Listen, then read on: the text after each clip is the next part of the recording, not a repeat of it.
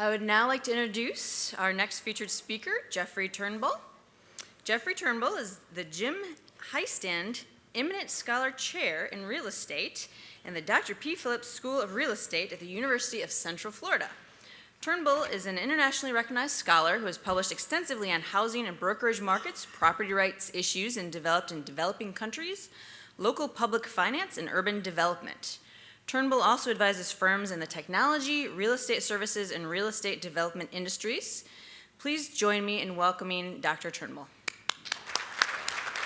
This is my first time in Myrtle Beach, South Carolina. I've been to Charleston quite a few times, but the drive up Highway 17 to Myrtle Beach was very instructive. I did not know that many deer actually still were in existence. I came up in the evening hours, and then I remembered from my years growing up in Wisconsin why you don't drive in the early evening on country highway roads. So I tucked myself in behind a pickup truck that looked like it was driven by a local, and I figured, well, he was big enough to clear the way for the deer, and unfortunately, he also was a very, very patient person who believed in 5 miles under the speed limit was the way that we should go. But I arrived safe and sound, no deer tracks on my hood, so I'm very, very happy to be here. One of the things that's kind of scary, I realize I've been doing this a while now.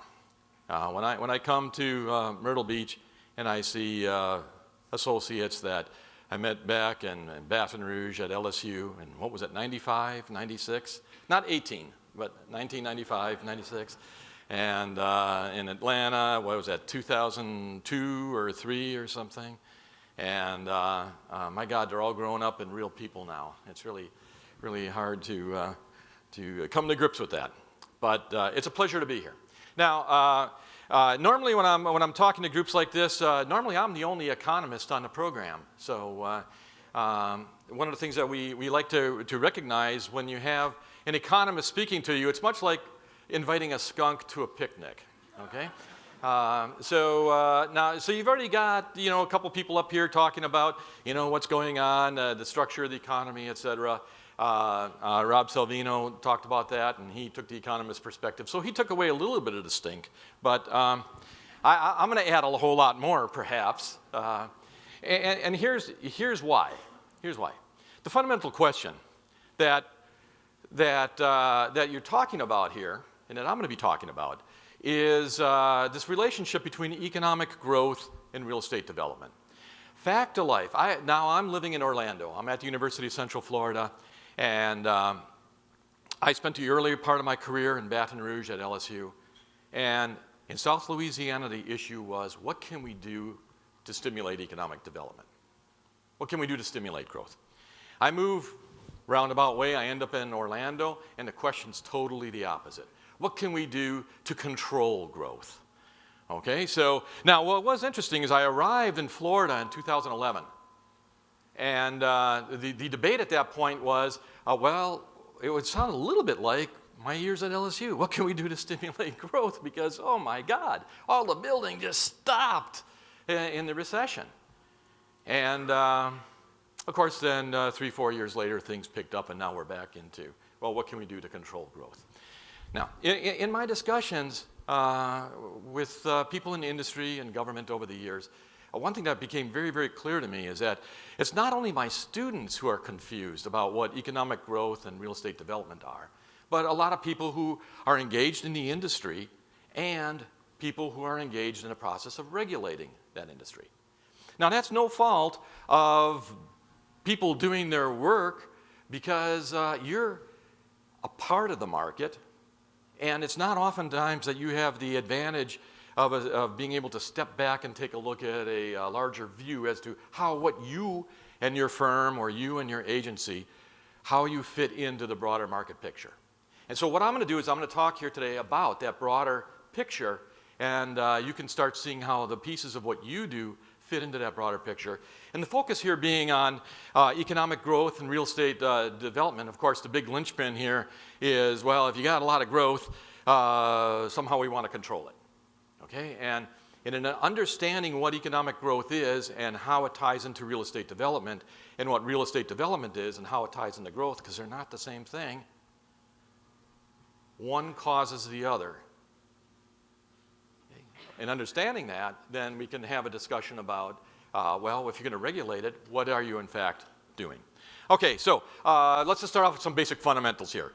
Real estate markets are local. It was really great to see the price index of the 20 largest housing markets and talk about housing price in the U.S., but we all know that that's absolutely meaningless. I grew up in Wisconsin. I went to college in Milwaukee, Wisconsin, and they didn't have big run-ups in prices, and they didn't have big run-downs in prices in the last expansion and contraction. Moved to Orlando, and just a totally different picture. Roller coaster.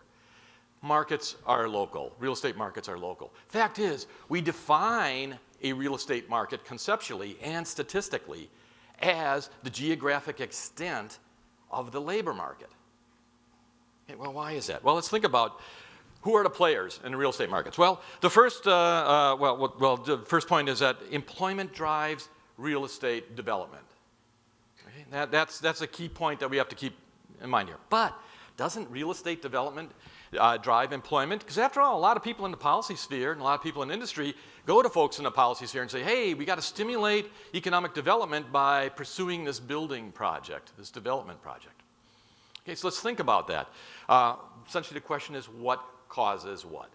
Does something drive real estate development, or does real estate development drive that growth process? Looking at the players, the first idea is to keep in mind is that what is it that real estate produces? It produces building services. Well, it's just space. That's what the real estate asset, the little factory, produces: space, usable space. When we think about it in that sense, the practice of stacking bricks and mortar on dirt is to create space that people and organizations can use. The users, tenants, are the folks who use the space and hopefully are willing and able to pay to use the space.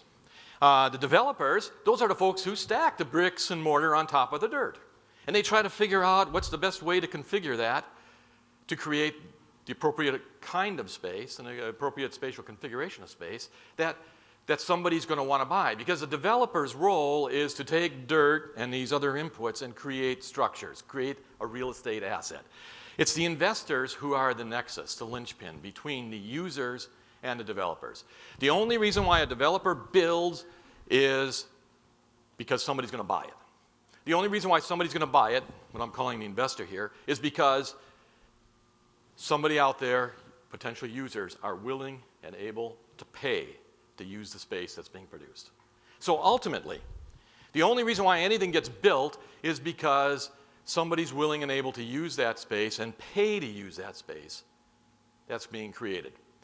Now, you think about that. Well, space is like any other input in the production process.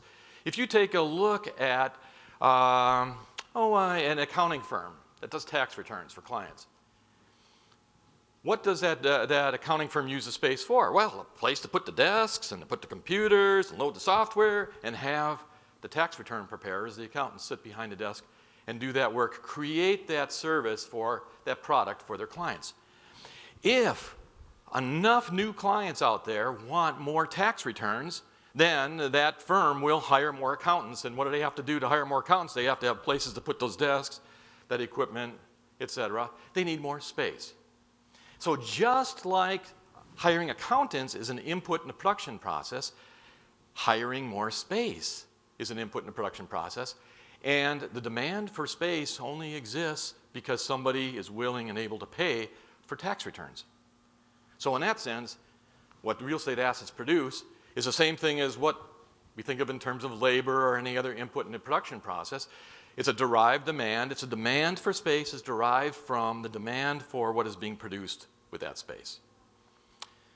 Here's the nexus then. Here's the connection. Jobs drive the real estate market. What is it that drives the demand for space? Well, if you want to hire more people and you're in an office operation, that means that you need more office space. Okay? Also, the other flavors of real estate are also affected by jobs, be it residential. If there are more jobs, people move in to take those jobs, that creates more households, that increases the demand for real estate space. Or the existing households may break up. You have people that are no longer going to be having roommates, and now you have a job, you can have your own place. That increases the demand for residential space, whether it's apartments or condominiums or houses. Doesn't really matter in this equation. Now, you think about it then every type of real estate that you can think of is tied to, the demand for that is tied to jobs. And that's why when we talk about analyzing real estate markets, the first place we start is always looking at what's the market doing in terms of generating employment. Okay, what we analytically, we break down the world. We take a look at the Myrtle Beach metropolitan area. When I talk about Myrtle Beach, I'll be talking about the MSA, the Metropolitan Statistical Area. That's the way that the census defines the job market, that are interconnected locations where people live and work in the same geographic area. That's the definition of the MSA. That's the way the census constructs that. And we divide up economic activities, employment activities, into two broad sectors, the export base and the non-basic, or sometimes referred to as a local consumption sector. The export base, these are the activities that produce things that are primarily bought by folks or organizations that are from outside the metro area. It may be things that are actually physically shipped out of the metro area. It may be that you have your workers actually go out and deliver a service outside the metro area. Or it may be, as in my world in Orlando, and obviously here too, it may be that you have people who live in Dubuque and they come and visit you and spend their money physically here. That's still the same thing as exporting those services to Dubuque, Iowa. Or it may be that they spend their working lives in Dubuque, Iowa, and move to Myrtle Beach to live out their final years in retirement. That's the same thing as exporting those goods and services that they are buying to Dubuque, Iowa. Okay, so that's the export base. That's the primary sector. The second sector is the non-basic. That's all the folks who are out there producing things that are used by local firms, local governments, and residents of the market. Okay, the export-based employment drives regional development. Export-based employment drives the non-basic sector. And the story is this way. You got somebody who shows up from Dubuque. They want to take a waterfront vacation. And so they rent a living unit, and they go out to dinner and restaurants, and they do all the things that the tourists do, take a dip in the water park or shoot some golf. Okay? And they spend money locally. Well, you know, if enough people are coming in from these locations to increase the demand for these services, what does that mean? That means that the firms that are supplying these services will expand their employment. The willingness and the ability of people from outside of Myrtle Beach to buy the stuff from inside of Myrtle Beach, that's export-based activity. Now, those people who are hired, they are going to spend their incomes. I mean, they may now have the income to go out and have a separate living unit. They may be part of that increase in demand for residential space. But they're certainly going to be spending money on clothing and food and their own entertainment, getting their car repaired, getting their pet dog or cat fixed at the vet. I mean, fixed, broken fixed. Maybe the other kind of fixed too. But got to do that stuff too. But if enough people are working in the export base and they're spending at least some of their income locally, then that means that an increase in employment in the export base leads to increase in employment in the local service sector to service all that spending. Okay? So that's the process by which economic growth occurs. It's all driven by the export base. You cut off the folks from Dubuque and everywhere else, and everything dies. Okay? That's the simple connection. Now, how does real estate development fit into this? Well, when you take a look at the construction industry, that's actually a big component of what goes on here. It's a big employer, construction industry. You might say, well, yeah, it's a big activity, and so what is the impact on growth? Doesn't it drive growth? I mean, after all, that's what we always hear. That's what we always talk about. Well, actually, some of it does. The houses and the condos and the apartments and the hotels, not the hotels, excuse me, but the condos and the houses and the apartments that are being built for visitors coming in or for people retiring, that is part of the export base. The rest of construction is really only occurring, it's part of that process that's being driven by export-based activities. So that's actually local service. Now, I have to confess, in the numbers that we take a look at here, I didn't separate out the two categories. Normally what we'd do is we'd split the construction sector into that really is serving the export base, and that which is pretty much local service. So you have a pretty large export-based component to your construction sector. Key, though, is that everything else is a part of the non-basic sector. So not all real estate development drives growth. Some of it, a good part of it, is actually the result of the process of growth. Now, when we take a look at the Myrtle Beach export base, construction, top dog, retail trade, accommodation, food service. I have a little gap there because there's a big size gap between the two categories. And then we have arts and utilities. Interesting talking about utilities in South Carolina, but actually utilities are part of your export base here in Myrtle Beach as well. It's an important component of your local economy, and it creates export activities. Now, if you do a quick calculation, and we take a look at the growth in the export base and the resultant growth in the local service sector, or that non-basic sector, we see that for Myrtle Beach, now this is an underestimate because I didn't make that adjustment in construction that I talked about, but roughly speaking, we have for each additional job created in the export-based sector, an additional 1.15 jobs is created in the local service sector. And that's, like I said, that's an underestimate. It's a little on the low side for a jobs multiplier for other types of economies that are very tourist-driven. But it's still, that is what the number is. Which, by the way, means that if you have an export-based activity that cuts back a job, that leads to over a job loss in the local service sector as well. When we take a look at the growth rate from 12 to 18, 12 was after things got rolling again. We were out of the doldrums. And so it's a good way to start looking at a good period of time to look at. Long enough period of time for this jobs multiplier effect to work through. Myrtle Beach growth rate was about 19.3%. That's the aggregate growth. That's not annualized. Don't get excited. The U.S. growth rate over the same period of time was 12.5%. Pretty good. Much faster than the U.S. Well, why? Basically, what accounts for the difference, there's two broad categories of things that will explain why Myrtle Beach grows at a different rate than the rest of the country. One is that the Myrtle Beach industry mix. It just may be that we've got faster growing industries here. Industries that are just faster growing than average. You know, if you have an industry that's primarily manufacturing washers and dryers and refrigerators, that's a mature industry. It's not growing fast. But that's not here. So that's part of the story. The other part of the story are state-specific factors and Myrtle Beach-specific factors. And let's take a look at each of these categories. Now, when we take a look at the export base, little plus sign means it's growing, that this industry goes faster in the nation than the average industry. The little negative sign means it grows more slowly. When we take a look at the export base, we see that there's a mix of faster and slower growing industries. And so the question is, well, what's the net effect? Construction's obviously a faster growing industry, but retail trade, negative. Arts, entertainment, faster growing industry, but utilities, a slower growing industry in the U.S. as a whole. And so what's the net effect on Myrtle Beach's employment? Well, we have to calculate that. But what are these state and Myrtle Beach specific factors that I referred to earlier?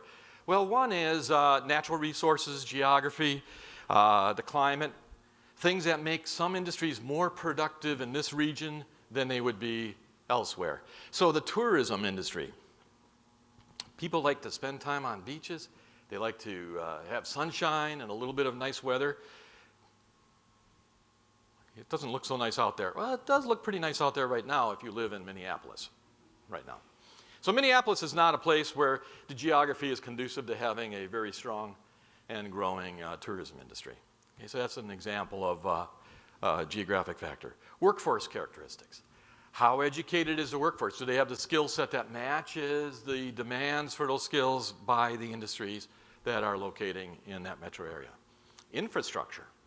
Talking about potholes earlier. You know, are the roads functional? Are they laid out correctly? Do they have the right capacity to meet the the needs of people working and living in the locale. And then regulation, taxes, and spending. These policies can help stimulate growth and the accretion of employment, or they can help reduce them. And of course, the whole story about growth control is to use regulation, taxes, and spending to actually reduce growth or channel it in certain directions. Okay, total job growth, remember, was about 19%. When we calculate the growth that comes from our industry mix here in Myrtle Beach, that's about a little bit over 1% of that growth, of that 19%, comes from the fact that we've got, looks like on average, faster growing industries. It's an important number, but it's not really the big number.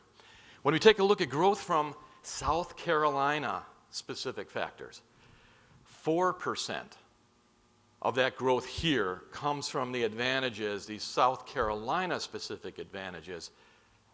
That's what Myrtle Beach enjoys. That explains 4% of that 19% growth. When we take a look at Myrtle Beach specific factors, considerably less. In total, it's 1%. Okay, so again, an important number, but it certainly is not the overwhelming story. The advantages that are being revealed here come from South Carolina and the region more so than the Myrtle Beach area specifically. So however wonderful your beaches are, they're not what would be explaining your faster rate of growth. Fact is, if we take a look at just the export-based activities from just the Myrtle Beach factors, Myrtle Beach grows 1% slower than an otherwise identical economy if we pick it up and plunk it elsewhere in the state of South Carolina. So if the policies are to reduce growth, to keep fast-growing industries from growing as fast, from that perspective, they certainly look like they're working. Okay, let's take a look at real estate development. Real quickly, real estate development answers three questions, or determines three questions. What's going to be developed, where it's going to be developed, and when it's going to be developed. Here is a fact of life. Fact of life is that regulation, taxes, etc., is an attempt to control one or two of these elements, but you cannot control all three unless you're the old Soviet Union. And we saw how well that worked.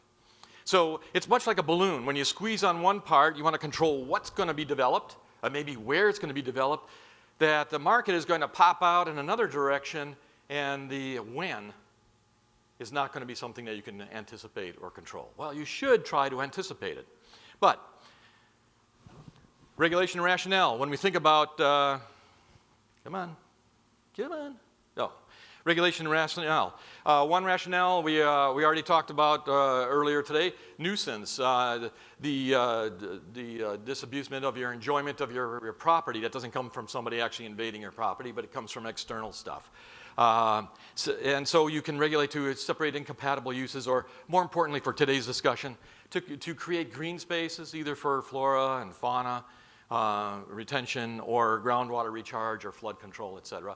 But that's one rationale for regulation, real estate regulation. The other is to rationalize infrastructure. It's that you could establish service zones or growth boundaries, or implement development fees in order to try to systematize and put some order into the type of infrastructure and when it's going in, where it's going in, and how it's being provided to the market participants. Okay, come on, we're moosing our, here we are, here. Like I said, it's regulating is much like herding cats or squeezing balloons, etc. The fun thing about herding cats, I know my chairman of my department talks about dealing with his faculty members as much like herding cats, trying to get people to do different things that they don't want to do, and like all cats, they're just not going to do. Well, real estate markets react very much the same thing. Regulating real estate markets is like herding cats, but not the cute, cuddly kinds, because here's the difficulty. When something is built, when something is developed, when the infrastructure is put into place, it's very costly to change it later. So if you get it wrong from the beginning, the consequences are very long-term. And that, by the way, is the rationale that urban planners use for imposing regulations, is to prevent mistakes from happening that are obviously going to be deleterious to the market and to market participants in the long run. Okay, let's take a look at well, let's take a look. Let's skip down to, come on. This guy's not going. Here we are. Let's take a look at the green space discussion, because there was discussion about flood control here, and it's a very popular proposal now, is that what you do is you take a look at waterfront areas or drainage areas, recharge basins, et cetera, and you try to, you go to the market participants and you say, look, we're not going to let you build here, or we're going to control very strictly what you can build. You need recharge basins, et cetera. We do a lot of this in Orlando. That if you want to build on these 100 acres, you got to have these 15 acres here have to be for water retention, because we have, much like you have, the problem of when it rains, we get a lot of surface flooding that 4 hours later is actually gone. That's just because with all the concrete, et cetera, the ground can't absorb all that water very quickly. So the way that it's solved is that you create little, I heard this word earlier, reservoirs. But they're little compact reservoirs for each development site. And that's where the rainwater goes, and then it gradually soaks into the ground, et cetera, filters through that system as time goes by. Okay, but that's the rationale for green space. Another aspect would be, of course, to prevent building in areas, to save those areas from being inundated periodically and having to repair, or to provide another area, a big recharge area or a drainage area that will protect the rest of the market. Okay, now, when you remember the what and when and where, those are the three questions that we pay attention to with real estate development. What's going to be developed? How do green spaces affect what is developed? Well, when we take a look at the consequences of locations that put these types of development restrictions into place, some of the results are predictable, and some of them are not so predictable until you take a careful look and try to figure out why they're happening. Well, one thing is that you end up with higher property prices. Well, that's not a real big surprise.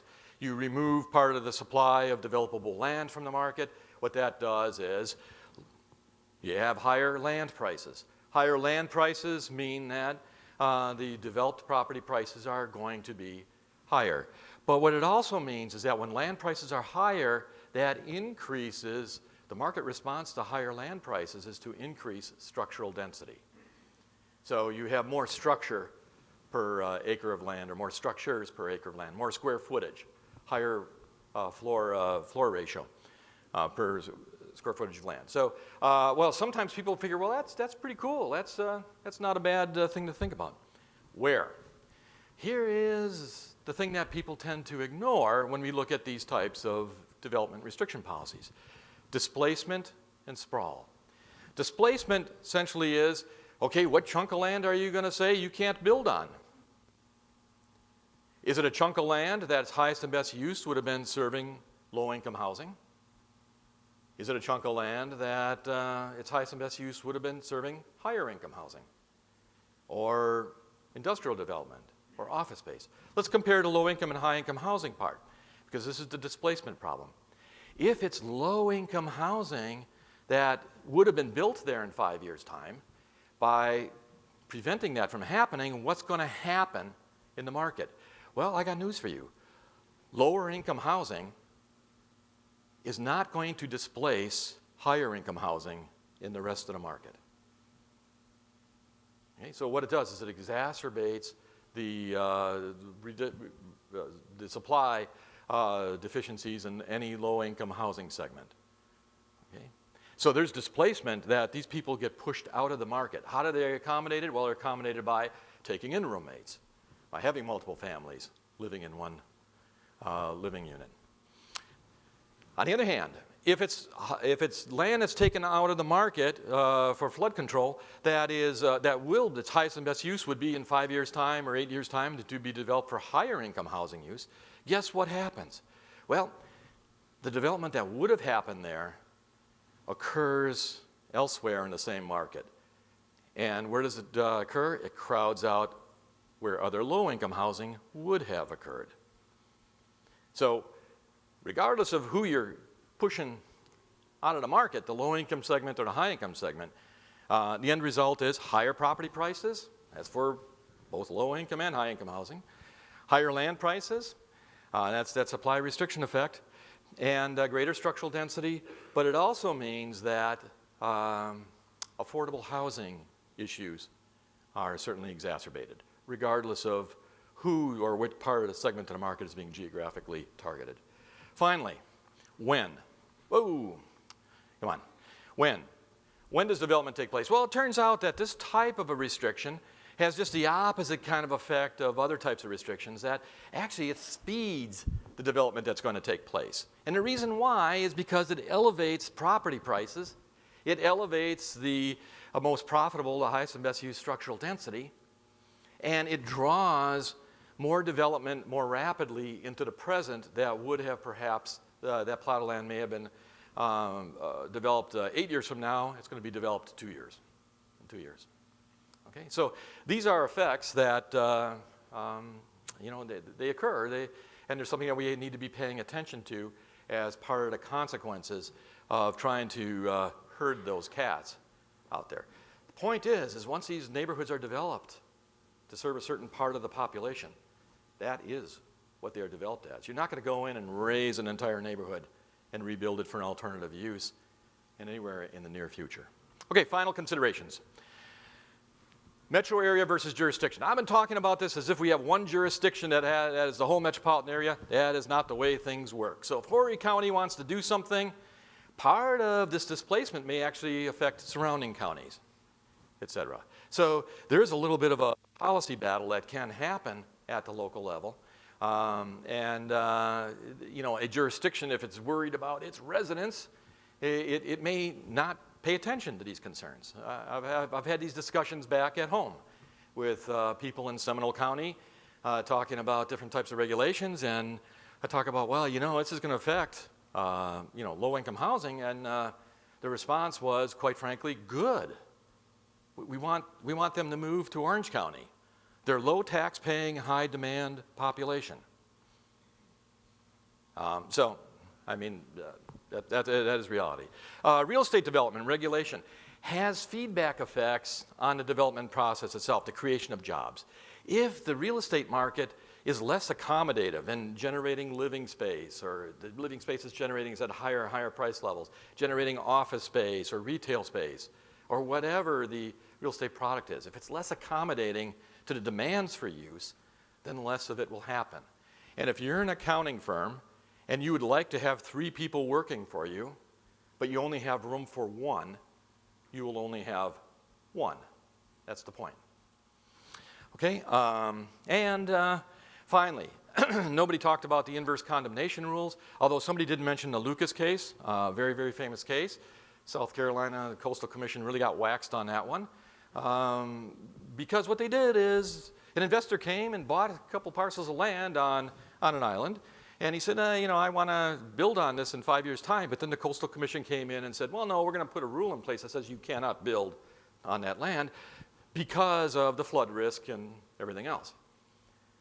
Eventually, South Carolina ended up buying the lots from Lucas after decades of litigation.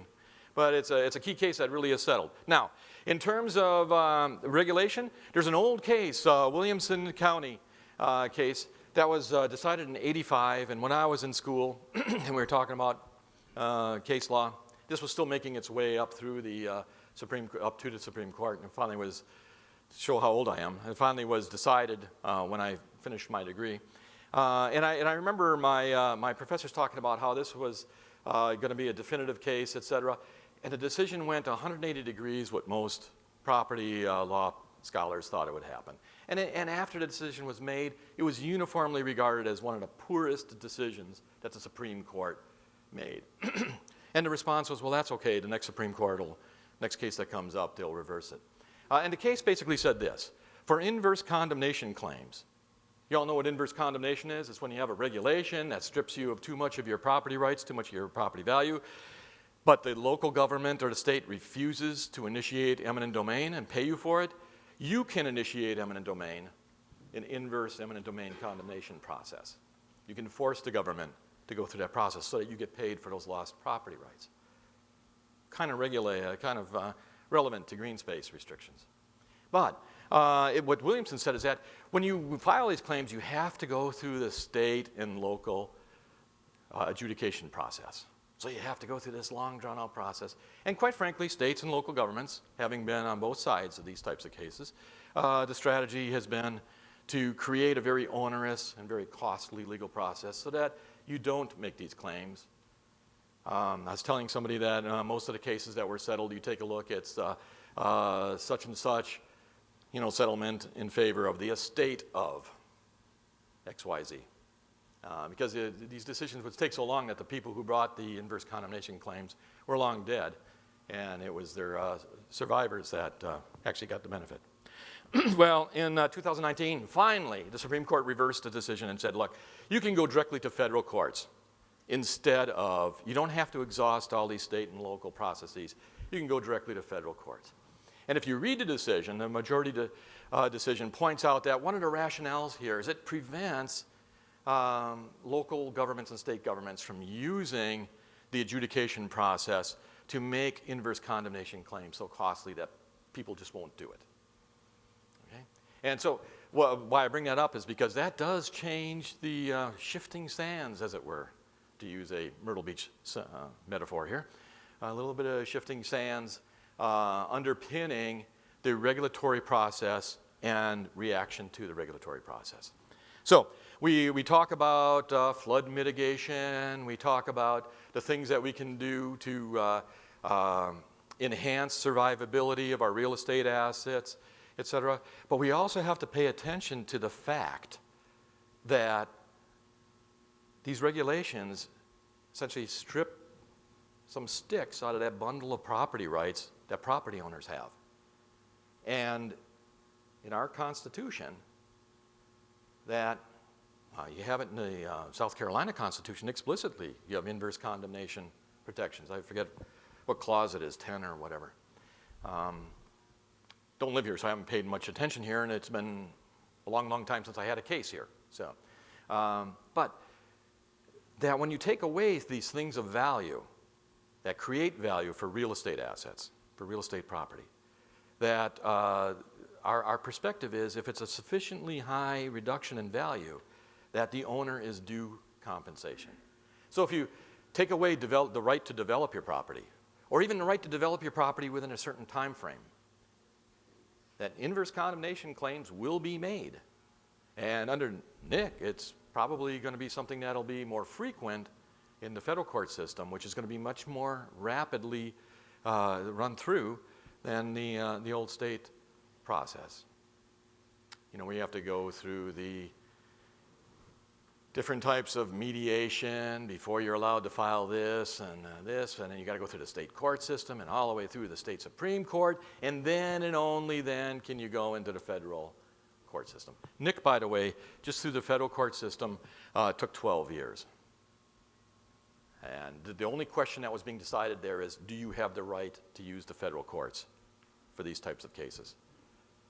So now they got to go back and get the case itself resolved. I have no idea if Mr. Nick is still alive or not, but I suspect maybe not. Okay, so now when we're to takeaway, when we're taking a look at Myrtle Beach has got a faster growth rate than the U.S. average, which is kind of interesting when we take a look at the demographic features of Myrtle Beach. But obviously, the retirement community, the tourism is a big component of what drives this economy. And so regulation has to take place in a way that's going to protect the things that people want to come and see. But these other concerns have to be paid attention to as well. We see that Myrtle Beach specific factors actually indicate that a lot of our benefits that we are getting in growth here, this faster growth, are actually attributable to things that exist at the state level rather than at the Myrtle Beach MSA level. So it's nice to know that you're not the slowest zebra. You don't want to be the slowest zebra because when things go sour, the slowest zebra is the one who's at work. Remember, you don't have to be the fastest zebra, you just don't want to be the slowest one. But you're not the fastest one either. Okay, now maybe the middle of the pack, maybe that is good when balancing all of the competing needs and interests, et cetera. But when you're thinking about real estate regulation, That's what you have to keep in mind. Regulators don't work, or they can just dictate what's going to happen. Market participants don't work where they can just dictate what's going to happen. That whole process is mediated by the people and the institutions that are willing and able to pay to use space. And that part of the equation is the part that can't be controlled directly. And real estate regulation is an attempt to control part of the result of that and steer development through that direction. Okay? Any questions? Okay, thank you.